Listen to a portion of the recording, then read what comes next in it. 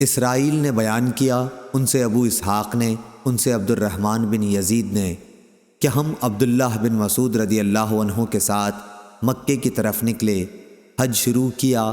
پھر جب ہم مزدلفہ آئے تو آپ نے 2 نمازیں اس طرح ایک ساتھ پڑھیں کہ ہر نماز ایک الگ اذان اور ایک الگ اقامت کے ساتھ تھی، اور رات کا کھانا دونوں کے درمیان میں کھایا۔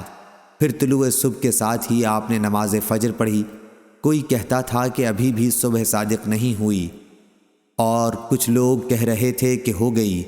اس کے بعد عبداللہ بن مسعود رضی اللہ عنہ نے فرمایا کہ رسول اللہ صلی اللہ علیہ وسلم نے فرمایا تھا، یہ دونوں نمازیں اس مقام سے ہٹا دی گئی ہیں، یعنی مغرب اور عشاء، مزدلفہ میں اس وقت داخل ہوں کہ اندھیرا ہو جائے، اور فجر کی نماز اس وقت۔ پھر عبداللہ اجالے تک وہیں مزدلفہ میں ٹھہرے رہے اور کہا کہ اگر امیر المومنین حضرت عثمان رضی اللہ عنہ اس وقت چلیں تو یہ سنت کے مطابق ہوگا۔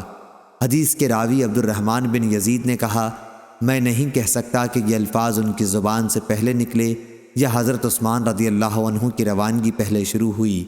آپ 10ویں تاریخ تک جمرہ عقبہ کی رمی تک برابر لبیک پکارتے رہے۔